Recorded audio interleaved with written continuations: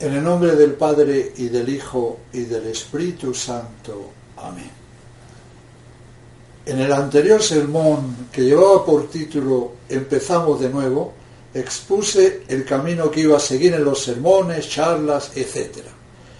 En este primer capítulo de la que voy a llamar Esencial Conferencia, voy a tratar de un tema capital y crucial.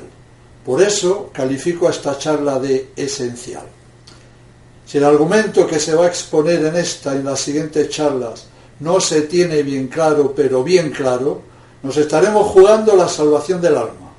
Pues eso querría decir que habríamos caído en las argucias y mentiras del demonio, haciéndonos creer que militamos en la verdad. De ahí la gran importancia de escuchar con atención y buena voluntad. El reto es fuerte: vivir en la verdad o en la mentira, vivir para Cristo o vivir para el diablo.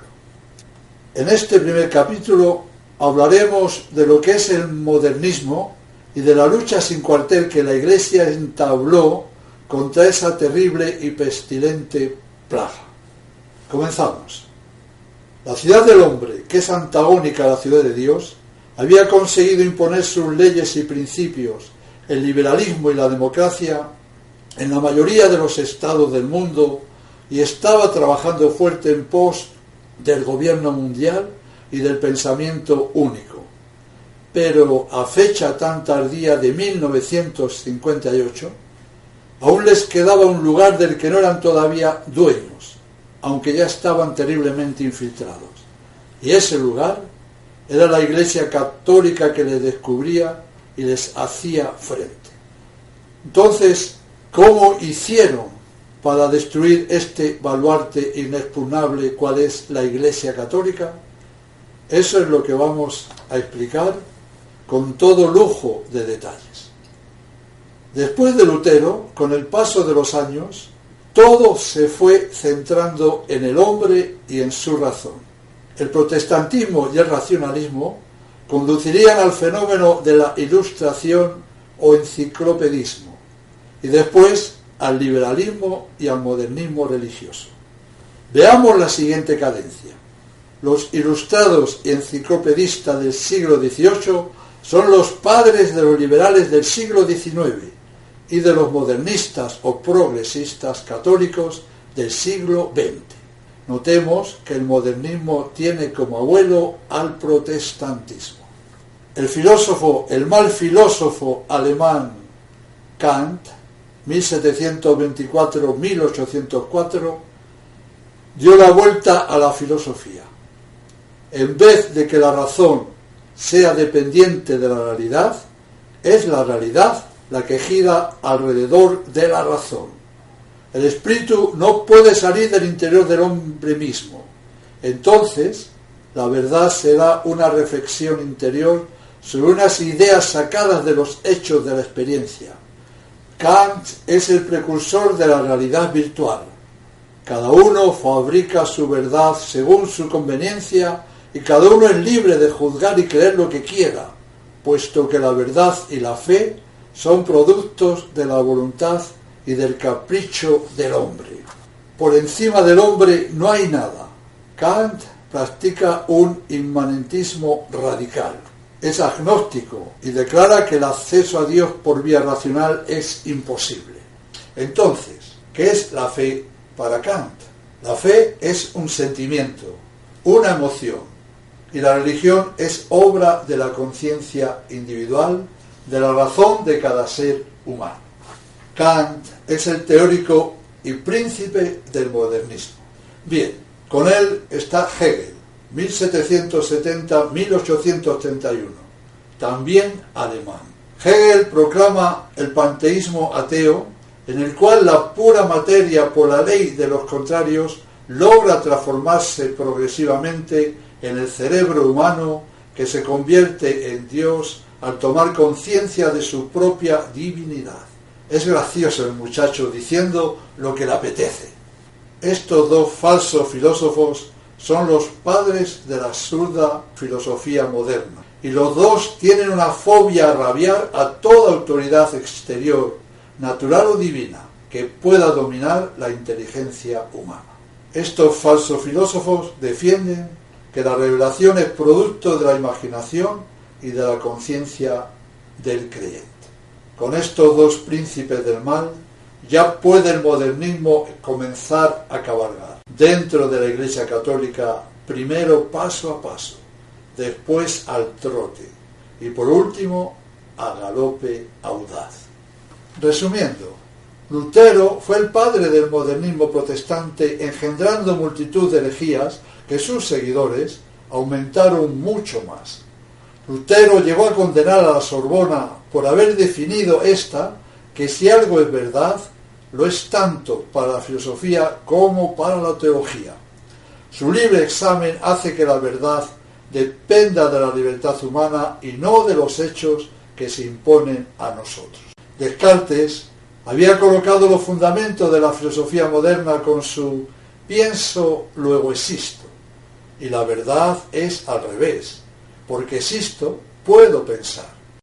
Después, Kant niega a la inteligencia el acceso a la realidad exterior y da una nueva definición de la verdad: la conformidad del espíritu consigo mismo. El hombre es una torre sin puertas ni ventanas. El hombre está encerrado dentro de sí mismo. Para hacerse la ilusión de salir de esa prisión idealista, establece el yo como punto de partida de la nueva filosofía y de la acción moral. Dios y la libertad solo existen porque son útiles. Kant es un ateo que mantiene la idea de Dios simplemente porque le es útil. Hegel, profundo panteísta, lo lleva al extremo con su evolucionismo, en el que todo se convierte en todo. El ser, nada, por una serie de oposiciones y síntesis, se transforma en el cerebro humano, que se convierte, entre comillas, en Dios, al tomar conciencia de su propia divinidad. ¡Qué burradas! Todo lo anterior, con el nombre de modernismo, fue pasando al campo de la Iglesia Católica. El modernismo, no se nos olvide, que no es otra cosa que el liberalismo en la religión. Y al modernismo se le llama también progresismo.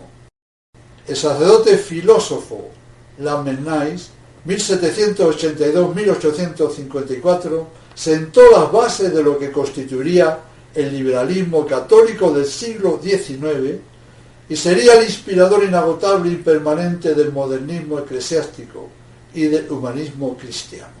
Decía mentiras tan burdas como esta: los atributos o prerrogativas que los católicos creen patrimonio de la Iglesia, por ejemplo, el ser institución divina, decía que pertenecen a la humanidad entera.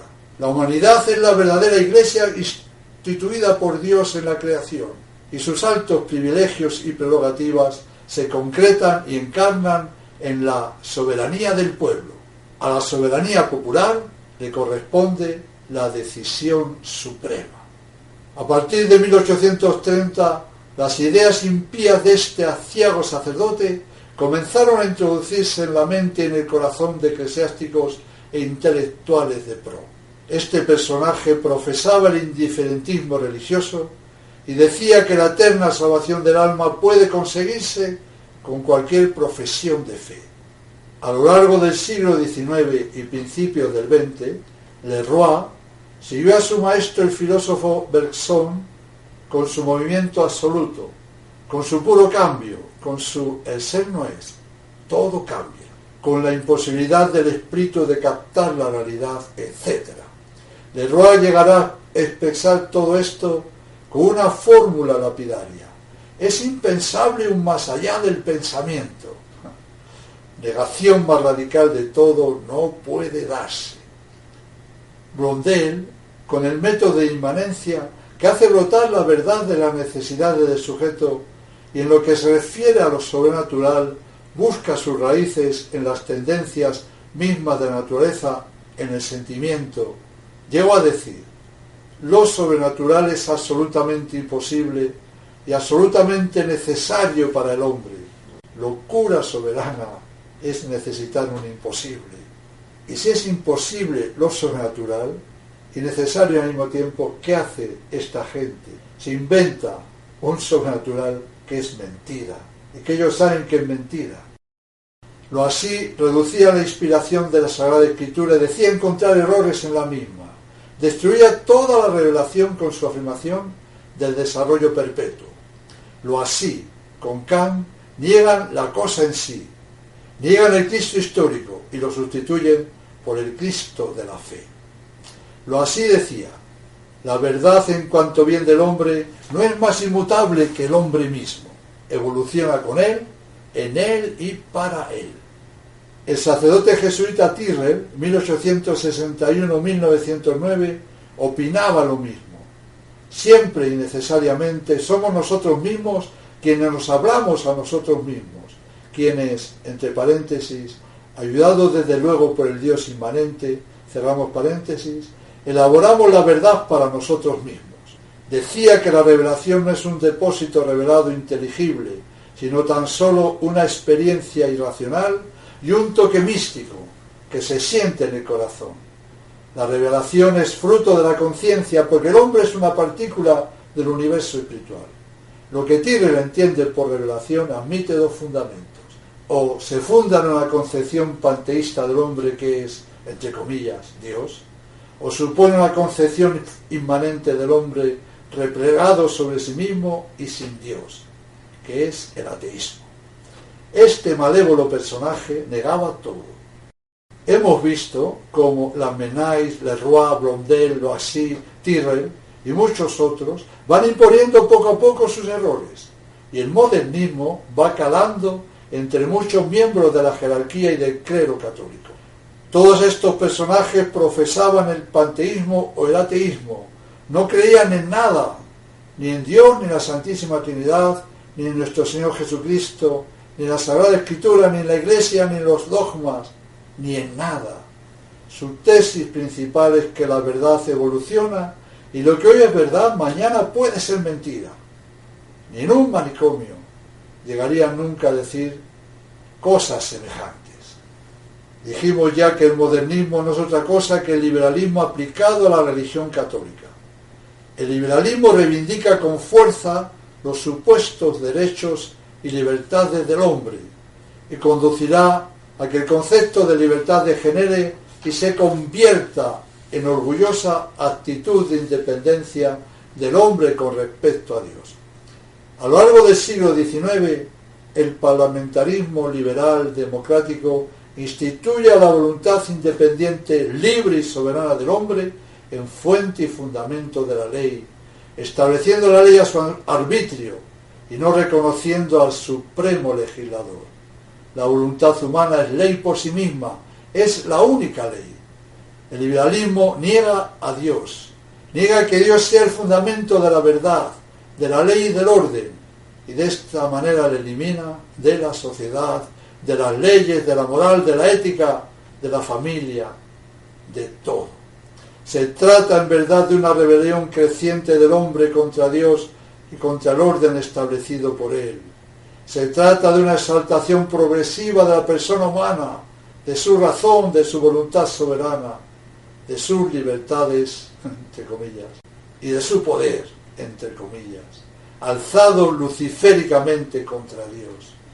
Como acabamos de anotar, a lo largo del siglo XIX, y sobre todo en sus últimas décadas, el error filosófico y la herejía fue calando a través de muchos clérigos e intelectuales católicos en el seno de la Iglesia católica.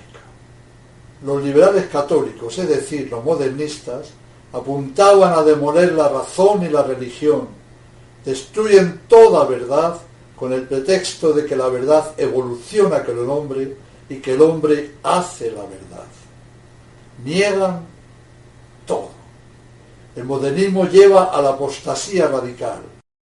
El peligro era tremendamente grave, pero gracias a los grandes papas de ese tiempo, siglo XIX y principios del XX, Gregorio XVI, Pío IX, León XIII y San Pío X, que combatieron y condenaron con todas sus fuerzas el modernismo, la terrible ponzoña de la herejía, es decir, de la mentira, no logró aún infectar la salud del cuerpo santo de la Iglesia.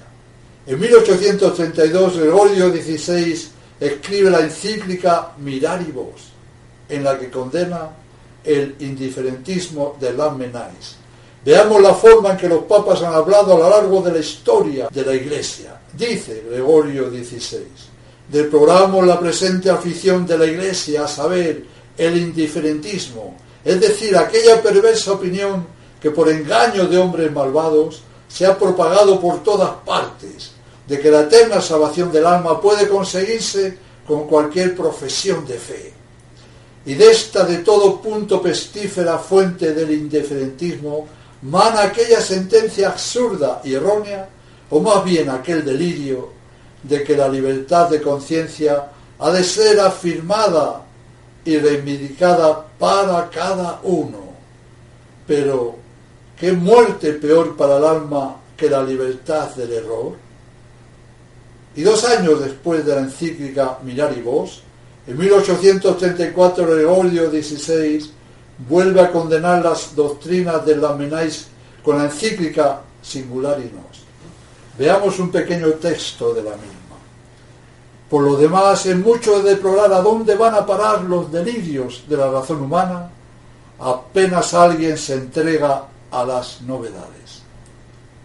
Al no retractarse sus ideas y escritos, posteriormente este mal sacerdote Lammenais fue excomulgado de la Iglesia, muriendo sin ninguna señal de arrepentimiento en el año 1854.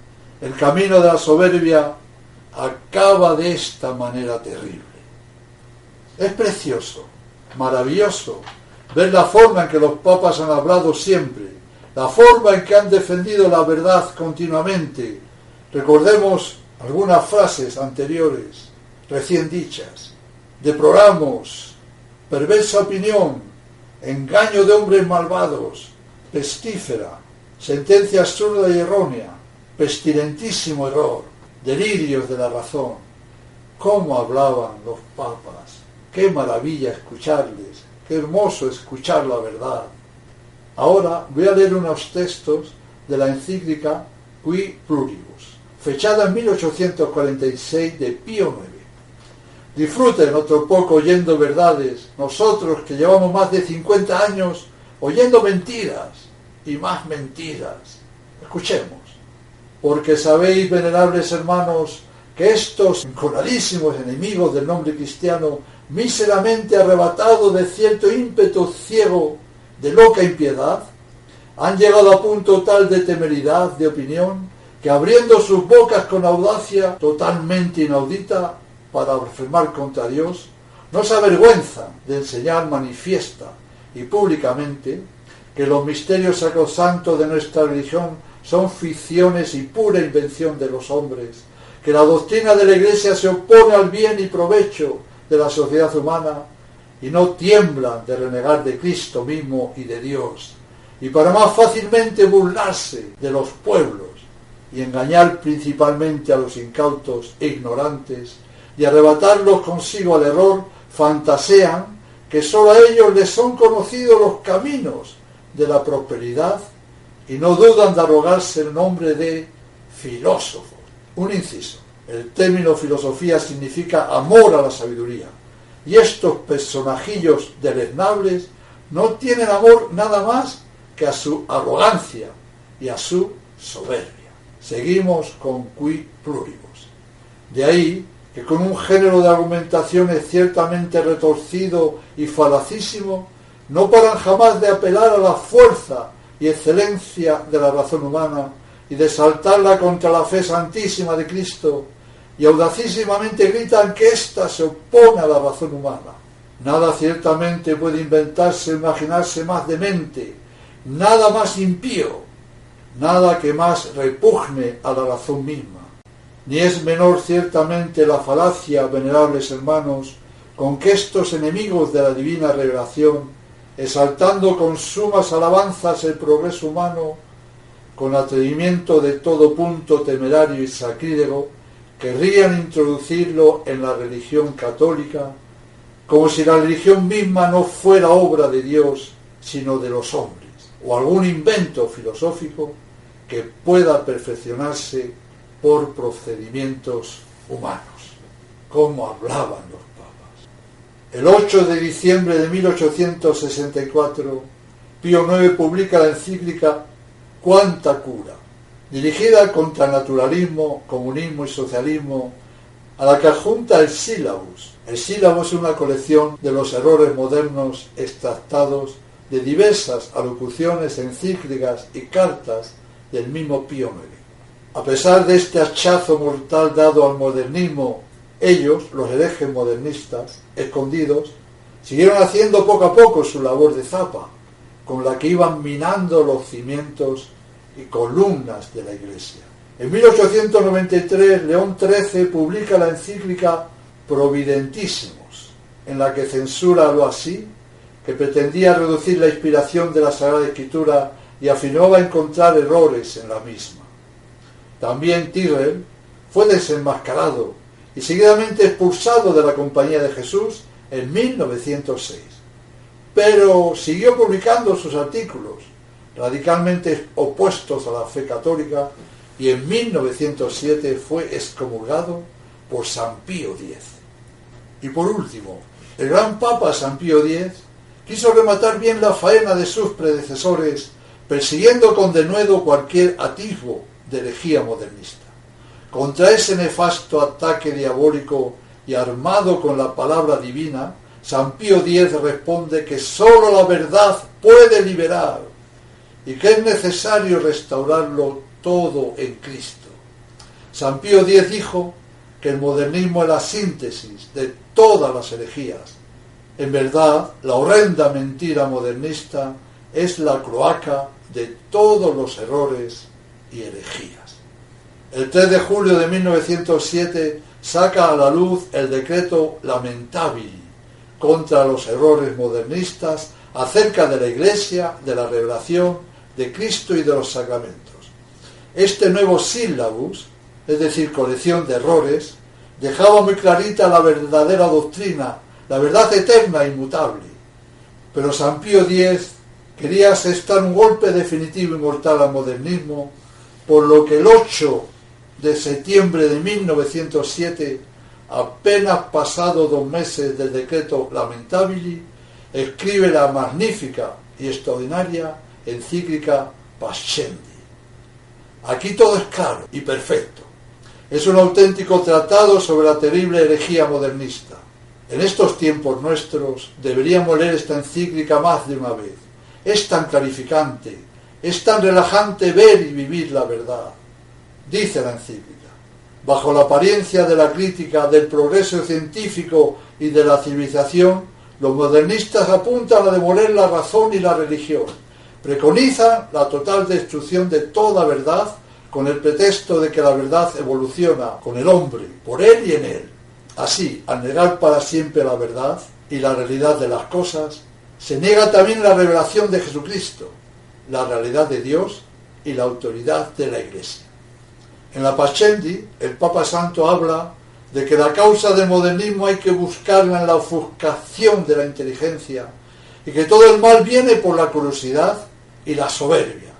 La curiosidad, si no se la domina, basta por sí sola para caer en cualquier error. Decía el Papa Santo.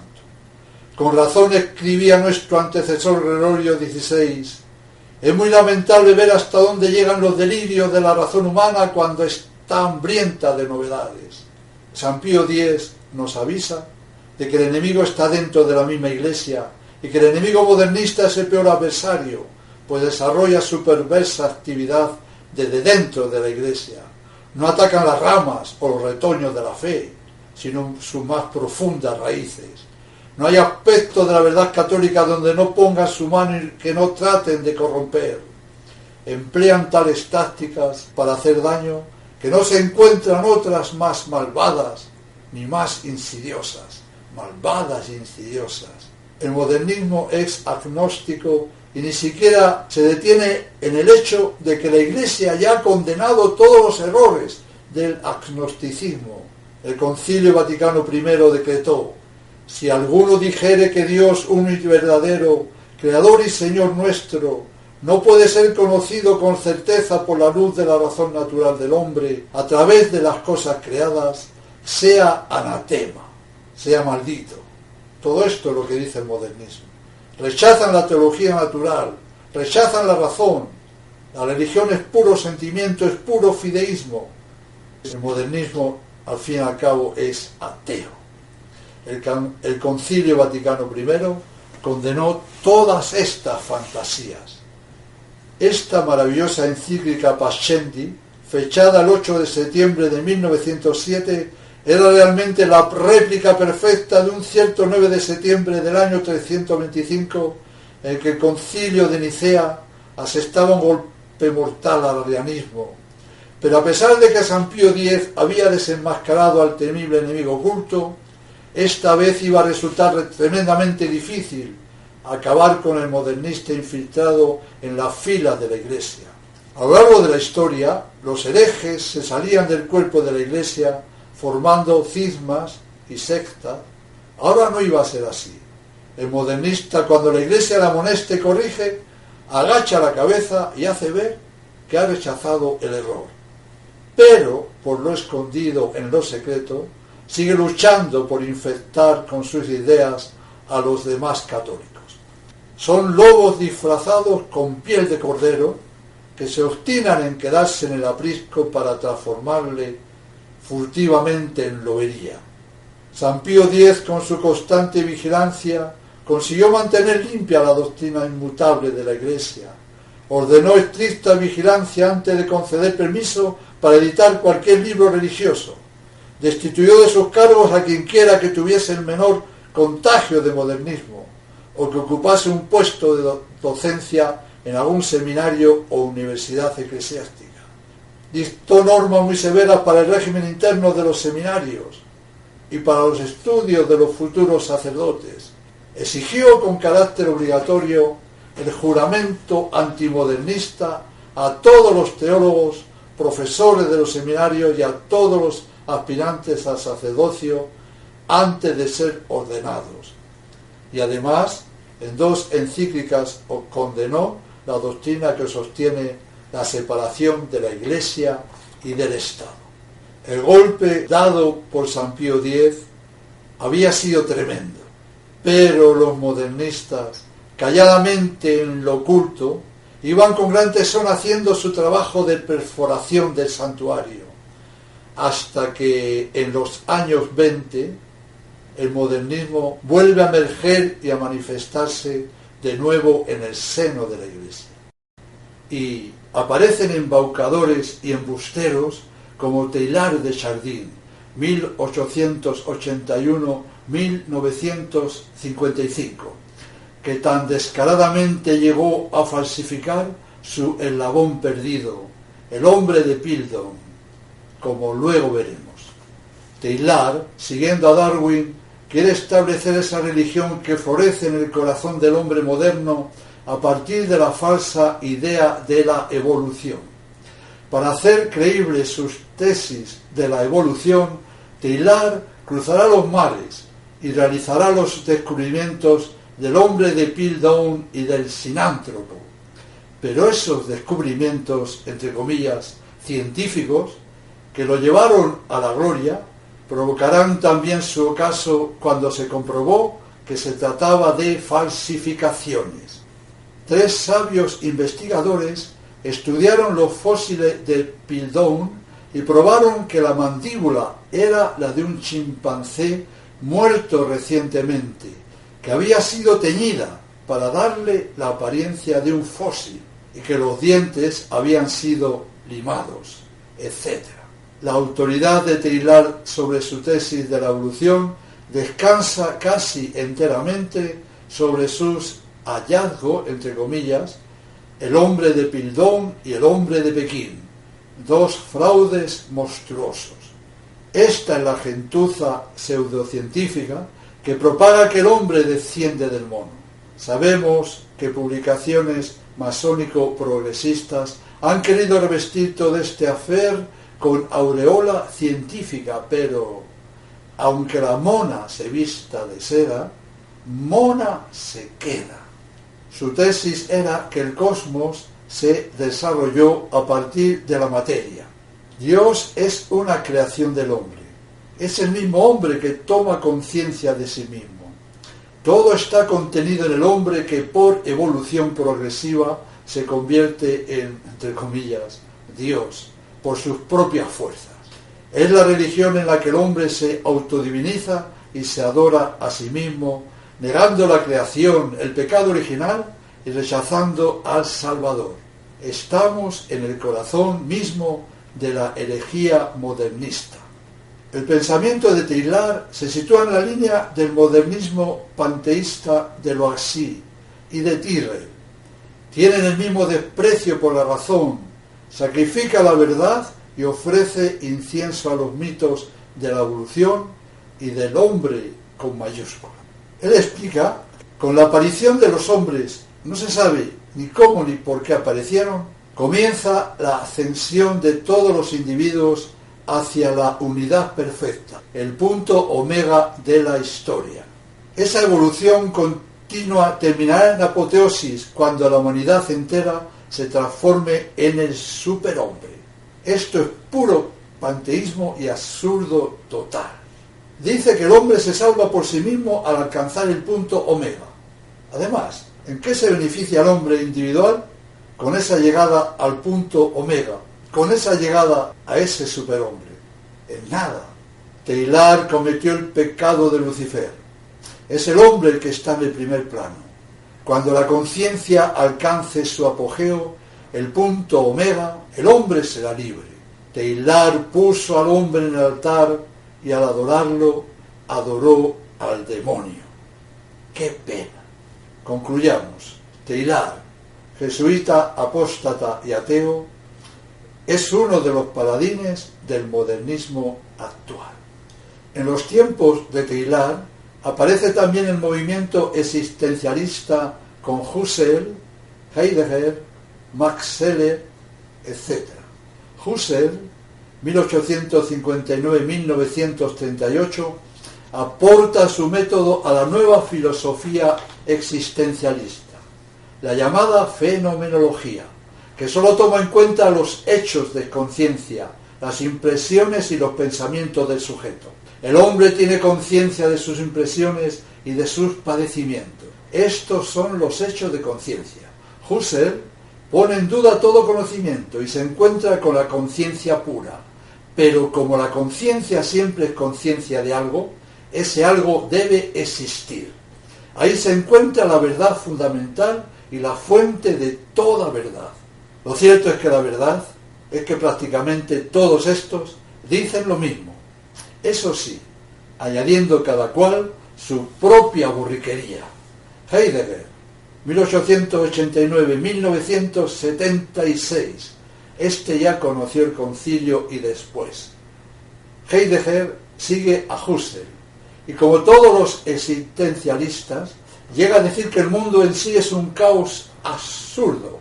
El principio fundamental de esta mal llamada filosofía es: pienso, luego es. El ser es el pensamiento y el pensamiento crea el ser. En la visión existencialista, la libertad significa progreso, cambio, responsabilidad y verdadera existencia humana. Hablan de la libertad absoluta, que sería todo para el hombre. No obstante, esa libertad de que hablan no es de color de rosa. Es un instinto irracional, sin ideal, sin guía y sin finalidad ninguna. La vida del existencialista es dramática. Es el hombre condenado a vivir sin patrón y sin saber por qué, sin regla del bien ni del mal, condenado a elegir un destino, aun sabiendo que no le conduce este destino a nada. Claro está, este absurdo lleva a la náusea y al suicidio. Sabemos que cuando uno se sale de la verdad que es Cristo, se acaban las mayores temeridades, eso sí, con el nombre de filosofía o de ciencia. Esta filosofía satánica que conduce no a la nada, sino al infierno, que sí es algo, y mucho más que algo, estas filosofías son irracionales, son inventadas por el padre de la mentira, y más o menos siempre dicen lo mismo. Todas estas filosofías tienen la poca vergüenza, la malicia y la cara de engañar, cuanto más mejor. Ahí está la culpa de cada uno de dejarse engañar voluntariamente, por esos delirios sin sentido alguno. Bien, del filósofo francés Maritain, 1882-1973, este hombre conoció el concilio y mucho más. Diremos que hasta sus 43 años de edad fue totalmente antimodernista y antiliberal. En 1925 produce su ruptura con la tradición católica y de esta manera sirvió de medio para introducir el error en la tradición intelectual de la Iglesia. Fue el, entre comillas, reformador de la filosofía cristiana y del pensamiento social y político tradicional de la Iglesia. Sus infortunadas doctrinas, una vez convertido al modernismo, son el humanismo cristiano, el Estado laico o no confesional, la democracia cristiana, la nueva cristiandad. Maritain propone conciliar a la verdad con el error, afirmando que el humanismo de la época moderna, con sus defectos y virtudes, es un valor innegable de nuestra época que al agregarlo al cristianismo lo enriquece y mejora. El humanismo cristiano antepone los derechos del hombre a los de Dios y valora el respeto y la libertad debido a la persona por encima de la verdad. El humanismo cristiano reivindica los derechos y libertades antes o por encima de los valores esenciales. Con ello no ha hecho otra cosa que exaltar las pasiones y pecados del hombre moderno, la soberbia, la avaricia, la lujuria. Gravísimo error es creer que se puede ayudar al hombre y a la sociedad reivindicando los derechos de la criatura. No, no es así como se ayuda al hombre, sino afirmando los derechos de Dios. Unas palabras sobre el también francés Henri de Lubac, 1896-1991. Este es mucho más reciente. Después de la condena de la Iglesia a Teilhard, de Lubac escribió dos libros, para defenderlo. Con esta acción queda muy clara la clase de persona que era el imperfecto. Su tesis principal la saca de Blondel y de Loisy, la tradición viva, que considera falso lo que ayer era verdadero y verdadero lo que era falso. Es el libre examen de Lutero. Tergiversa la noción de verdad y la define como la conformidad de la inteligencia con la vida, progresiva e infinitamente variable. Y dice más, porque si la verdad es la vida, y si la tradición debe transmitir la verdad, entonces la tradición tiene que ser algo vivo o no ser nada. En otras palabras, el pasado, por el solo hecho de haber pasado, no es verdadero, porque no vive el momento presente. La tradición viva, repito, considera falso hoy lo que ayer era verdadero, y verdadero lo que era falso. Otra cosa que sostiene junto con Blondel, en este caso en teología, es su afirmación de que lo sobrenatural es un perfeccionamiento necesario de la naturaleza, que sin él estaría desnaturalizada. Increíble. De Lubac murió en 1991 y comprobaremos todo el daño que hizo antes y después del Vaticano II. De Lubac sigue a Bultmann en la exégesis. Este personaje, Bultmann, también deplorable, en 1920 había fundado en Alemania, ¿cómo no?, la historia de la formación de los evangelios. Sin ninguna base y porque se le antoja, niega toda la historia de la salvación llevada a cabo por nuestro Señor Jesucristo. Corta y recorta en el Nuevo Testamento todo lo que quiere y lo que deja en pie lo interpreta a su impía forma. Niega todo el evangelio. Bien, solamente recordar que Ur von Balthasar, alemán, otro más del montón, fue colaborador de Henri de Lubac y sigue a este en la exégesis. Y seguimos con otra persona muy importante, por el gran daño que ha hecho a tantas almas, propugnando mentira tras mentira. Es triste ser importante por haber hecho tanto daño. Su nombre es Karl Rahner. 1904-1984. Por supuesto, también alemán. Fue jesuita y profesor de otro más a la lista, Hans Kuhn. Rahner hará una sutil amalgama de los filósofos modernos, identifica lo natural con lo sobrenatural, la naturaleza con la gracia. Que lo sepan los hombres o no, dice, su naturaleza ya es gracia. Y dice otra cosa terrible: Dios necesita del mundo para ser Dios. Esta afirmación blasfema es puro panteísmo. Sin el mundo, Dios no puede ser. Luego el mundo y Dios es lo mismo. ¡Qué terrible! Como buen existencialista, Rahner funda la religión en una experiencia de Dios personal e inmanente, dentro del hombre. Cualquiera que sea el credo que el hombre tenga es saludable, porque es asunto de sentimiento. Sigue diciendo cosas terribles. El ateo puede salvarse perfectamente como cristiano anónimo, aunque rechace la Iglesia y rechace todo lo que le dé la gana. El pueblo de Dios no es la Iglesia, es la Iglesia amplia que subsiste en la Iglesia católica. El reino de Dios en la tierra es la humanidad entera, de manera que todos se salvan. Por eso, si el infierno existe, dice, está vacío. Al identificar naturaleza y gracia, se sugiere que todos los hombres están en gracia, puesto que la gracia es lo mismo que la naturaleza. Y todo hombre tiene la naturaleza humana.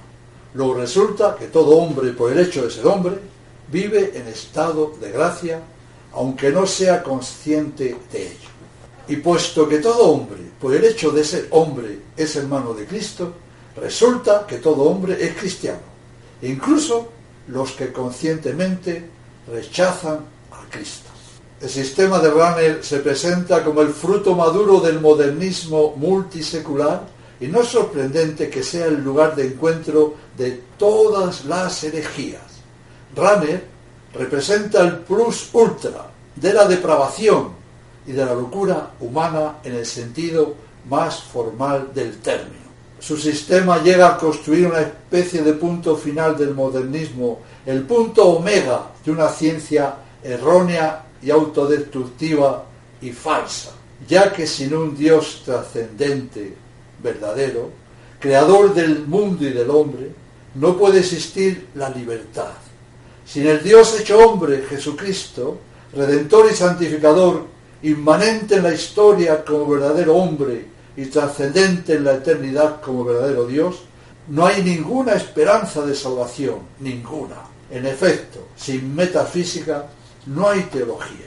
El torpe y sin sentido sistema que acabamos de analizar es narcisista y se adora a sí mismo. Solo sirve para conducir a sus seguidores a lo más oscuro del Averno. Este sistema es tal vez en el mundo la expresión filosófica y teológica más perfecta del pecado de Lucifer, que pretendía ser como Dios y para ello lanzó su grito de rebelión. Rahner ha excavado una cripta funeraria sin belleza, sin vida y sin ser. Rahner, como he dicho antes, es el plus ultra de la depravación. Pío XII, en 1946, en una alocución a los padres de la Compañía de Jesús, combatía la nueva y emponzoñada teología que desde el nido archimodernista de Fourvière, en Lyon, patrocinaban los padres de Lubac, Danelou, Boulard y Fexard. El excelente teólogo dominico Garrigou-Lagrange atacaba tenazmente a tan infausta doctrinas salidas de tan nefastos y soberbios personajes. Tampoco se libró del ataque teilar. Garrigou-Lagrange decía que la teología teilardiana es una biología complementada con las más fantasiosas elucubraciones que recuerdan a las del evolucionismo hegeliano.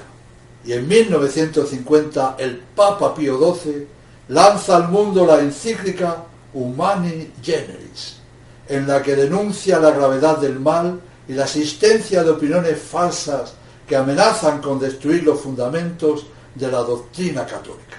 Este mal son los movimientos de pensamiento contemporáneos, la evolución panteísta, el existencialismo ateo, el fideísmo, el historicismo, es decir, el dogma evolutivo. Es la filosofía que identifica el ser con el cambio y se niega a admitir ninguna estabilidad metafísica. La encíclica condena el relativismo dogmático como si las fórmulas del dogma pudieran adaptarse al gusto del día. Reafirma el poder de enseñar de la Iglesia, única e intérprete y guardiana del depósito de la fe. Defiende luego que la Sagrada Escritura está inspirada y es infalible en todas sus partes, incluso en las que no hablan de la fe. La Humani Generis, digamos que es otro sílabus, otra colección y condenación de los errores modernistas, y al condenar los errores, al mismo tiempo condena a todos los autores de esos errores y herejías que durante la charla hemos tratado. Todas esas falsas filosofías y teologías que ya estaban reprobadas y condenadas por los diferentes papas, ahora vuelven una vez más a ser proscritas por Pío XII en 1950. Después del sílabus de Pío IX y del decreto lamentable de San Pío X, la encíclica Humani Generis aparecía como un tercer sílabus para servir de faro y preservar la integridad de la fe en el momento oportuno. Querer separarse de ese magisterio, del magisterio de la Iglesia enseñado por los papas, es seguir el camino de Lutero.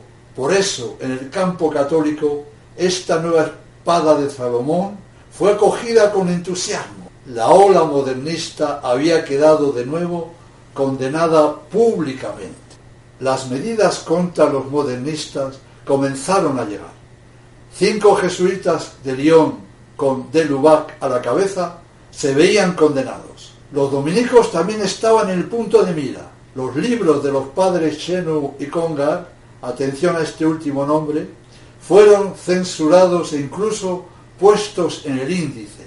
En realidad, Roma estaba tan inquieta que incluso consideraba la posibilidad de disolver la orden de los dominicos en Francia. La Santa Sede ordenó al general de la orden, Padre Suárez, hiciera una visita a las casas francesas. Así pues, Suárez visitó los conventos dominicos de Francia en 1954.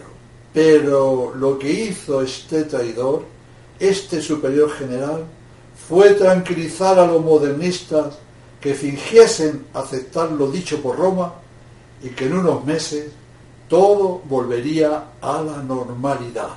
Y así, disimulando, bajaron la cabeza en espera de que pasara la tormenta. Y mientras tanto, a escondidas, continuaban sin descanso su labor malévola de destrucción. Y así Conga podía escribir con total impunidad desde la misma Roma donde estaba exiliado lo siguiente: esperar y aprovechar las ocasiones que puedan presentarse para manifestar exteriormente mi rechazo de las mentiras del sistema. El sistema se refiere a la Iglesia Católica, a la que llama mentirosa. Y sigue Conga: Roma es ajena a estas percepciones evangélicas profundas, que son la gran preocupación de nuestros fieles. Roma está encerrada en su derecho y su canónica sofisticada de casuística. Bien, ¿qué me dicen de estas, entre comillas, perlas, escritas por un personaje también, entre comillas, perla? Es más que increíble esto.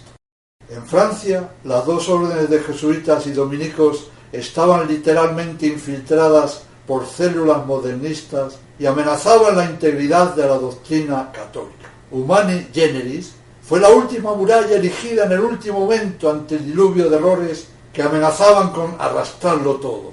La Iglesia, apoyada sobre la roca inmutable de la tradición, resistía con todas sus fuerzas la nueva oleada modernista.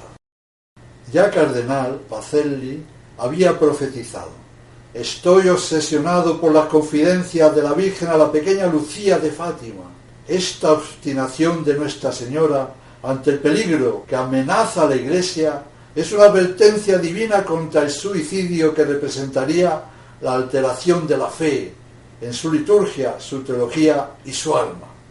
Siento en mi entorno a los innovadores que quieren desmantelar el sacro santuario, destruir la llama universal de la Iglesia, rechazar sus ornamentos y hacerla sentir remordimiento de su pasado heroico. Pues bien, la Iglesia de Pedro debe asumir su pasado o de lo contrario cavará su tumba. Está clarísimo. La Iglesia o es tradicional o no es Iglesia. Sería otra cosa, pero sigamos. Los modernistas, la peor clase de herejes y apóstatas que ha existido nunca, tienen la táctica de no salirse de la Iglesia y ante las reconvenciones del magisterio que reciben, fingen aceptar y con desfachatez agachan la cabeza. Viven de la falacia y del doblez. Esta plaga cancerígena, cada vez más numerosa, permanecía camuflada, esperando, hasta que en 1958 el Papa Pío XII entregaba su alma a Dios. Y a partir de aquí, la Iglesia Católica iba también a bajar con él a la tumba.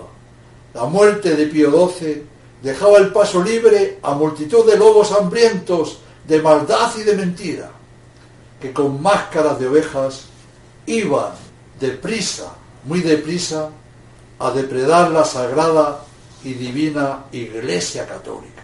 Y a partir de la muerte de Pío XII comienza otra historia, diferente, muy diferente a los anteriores 20 siglos. A partir de aquí se va a comenzar la Iglesia del, entre comillas y con mayúscula, hombre. Hasta la muerte de Pío XII, la Iglesia y cualquier persona con dos dedos de frente vivía, luchaba y defendía la verdad. Solo puede haber una filosofía verdadera y esta es la filosofía eterna. Existe Dios, creador, al que podemos llegar a conocer con la razón natural. Existe la revelación, existen las cosas y nosotros las conocemos. La filosofía eterna, la única y verdadera filosofía, es fiel al sentido común. Como hemos comprobado a lo largo de este trabajo, el modernismo hace tabla rasa de todo lo que sea verdad y se pone de espaldas a todo sentido común. Y esto le lleva hasta el absurdo más radical, como es el negar el principio de no contradicción. Y a partir de cargarse este principio, todo lo que hablan y hacen es irracional, desatinado y falso. Es tanto como vivir en un manicomio. Los mayores argumentos teológicos y filosóficos, todo carece de sentido. Pues admitir que una cosa totalmente blanca, mañana la misma cosa puede ser totalmente negra, es estar totalmente ebrio de soberbia, de maldad y de locura voluntaria, de esquizofrenia voluntaria y de paranoia voluntaria. Todos estos personajes que hemos visto y todos los modernistas solo están locos para lo que quieren, pues cuando tienen que comprarse un coche, bien saben elegir entre uno malo y uno mejor. Bien saben conocer la realidad en ese caso. Y cuando tienen que elegir entre un perrito caliente o un jamón serrano de calidad, tampoco se equivocan en la decisión. Y cuando van conduciendo, bien saben frenar en un stop, ya que de lo contrario pueden cobrar y bien. Es aquí donde se ve su maldad y su artimaña, pues si para todo lo que hacen en sus vidas utilizan el sentido común y no se comen una lagartija, aplicando sus filosofías del absurdo, de que al mismo tiempo también pudiera ser un langostino. ¿Por qué? Repito, para la vida normal de cada día aplican el sentido común al máximo y para las cosas más serias no lo hacen así. Muy fácil. Esas personas modernistas lo que quieren es negar la verdad, negar la existencia de Dios, odian el bien, odian el orden. Con esas teorías dementes que defienden, propugnan hacer y coronar al hombre en lugar de Dios. Increíble. El pobrecito hombre en lugar de Dios. Qué grandeza es la del hombre al que un simple dolor de cabeza lo puede dejar postrado de por vida. El mísero, pobre y necesitado hombre en lugar de Dios. No sigo, pues solo de pensarlo dan náuseas y escalofríos. Satán también quiso ser Dios y bien sabemos cómo acabó.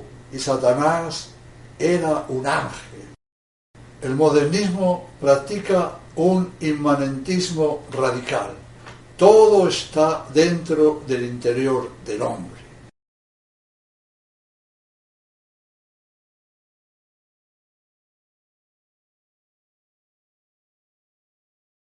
Ahora, aunque ya está dicho, voy a explicar sencillamente lo que es Dios y lo que es la religión para el modernismo.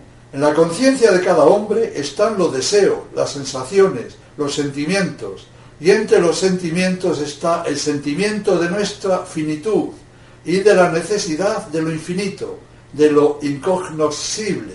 Todo el mundo capta en su interior su indigencia y su finitud, y la necesidad de lo infinito, de Dios. Dios es algo que se presenta ante mi conciencia por medio del sentimiento religioso.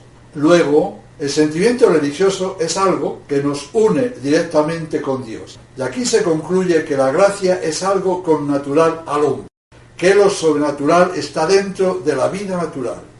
No es algo que obtengan los bautizados por una gracia de Dios, sino que es algo común a toda la humanidad, a todos los hombres. Lo sobrenatural forma parte de la vida natural del hombre, porque cada hombre tiene naturalmente ese sentimiento de lo infinito, y ese sentimiento religioso es producido directamente por Dios. Terrible confusión. Y después de esta primera conclusión hay otra de la misma índole. Es el sentimiento religioso el que hace creyente al hombre. Y como ese sentimiento está unido directamente con Dios, toda religión es igualmente verdadera. Solamente diferirán en la manera que cada religión haya ido formulando esa fe. Barbaridad tras barbaridad. Y aún más, lo anterior conduce necesariamente a dos conclusiones. Unos dirán que como el sentimiento religioso no deja de ser un sentimiento que está en el interior de la persona y no sabemos si tiene alguna conexión con la realidad, pues esto le llevará al ateísmo. Y otros llegarán a decir que como el sentimiento religioso nos une directamente con Dios y ese sentimiento está dentro de nosotros, pues nosotros también somos Dios. Somos emanaciones de Dios. Y así caerán en un burdo y grosero panteísmo. Así que el modernismo, por su misma estructura, lleva al panteísmo o al ateísmo. La fe que propugna el modernismo al negar a la razón la capacidad de llegar a Dios por medio de las cosas creadas es un burdo e irracional fideísmo. No tengo motivos racionales para creer, pero creo. ¿Y en qué creo? En el absurdo que me fabrica mi mente. No olvidar que el modernismo es el liberalismo en la religión. Qué clarito ha hablado la Iglesia. Pío IX, en Quanta Cura, de 1864, acaba condenando todos los errores que a lo largo de la charla hemos comentado de la siguiente manera. En medio, pues, de tan grande perversidad y depravadas opiniones, nos, bien penetrado de nuestro deber apostólico y sobremanera solícitos de nuestra religión santísima, de la sana doctrina de la salud de las almas, a nos divinamente encomendadas, así como del bien de la misma sociedad humana, hemos creído que debíamos levantar otra vez nuestra voz apostólica. Así pues, todas y cada una de las depravadas opiniones y doctrinas que en estas nuestras letras están particularmente mencionadas, por nuestra autoridad apostólica las reprobamos, proscribimos y condenamos. Y queremos y mandamos que por todos los hijos de la Iglesia Católica sean tenidas absolutamente como reprobadas, proscritas y condenadas.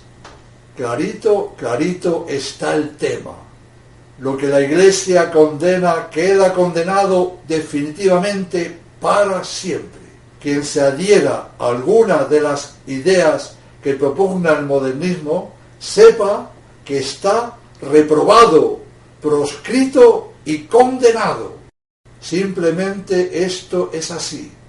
Y creo no hay que estudiar mucho para saberlo. Debemos meditar profundamente lo anterior. Quien simpatice con alguna idea modernista es un réprobo, un proscrito y un condenado. Es demencial saber que en la Iglesia Católica se llevaba mucho tiempo enseñando veladamente y también a veces sin velo ninguno esas perversas doctrinas, pero sobre todo en los últimos años del pontificado de Pío XII. La Iglesia Católica, que gracias a Pío XII todavía era católica, pasó a convertirse rápidamente después de su muerte en la Iglesia del Anticristo, fundada por los Kant, Hegel, Heidegger, Blondel, Teilhard, de Lubac, von Balthasar, Ranel, Conga, Chenum y todos sus corifeos, que eran muchos, muchísimos. En los seminarios, en las universidades católicas, en los libros, en las revistas, en los púlpitos, en todos los lugares, la doctrina tradicional, la Sagrada Escritura, el magisterio, los santos padres, toda la revelación de nuestro Señor Jesucristo comenzó oficialmente a ser sustituida por las locuras e infamias de los nuevos, entre comillas y con minúsculas, padres, otrora condenados y bien condenados. Por eso está claro que lo ocurrido en el concilio no fue una cosa esporádica y por casualidad, sino que todo venía preparándose tiempo a. Para analizar el presente trabajo me ha servido mucho el libro 100 años de modernismo del padre Dominique Bourmat. Bueno, acabamos la conferencia, que aunque haya sido un poco más árida por el contenido fuerte y abstruso que conlleva, creo que ha sido absolutamente necesaria si es que queremos o pretendemos entender algo de todo lo que ha sucedido.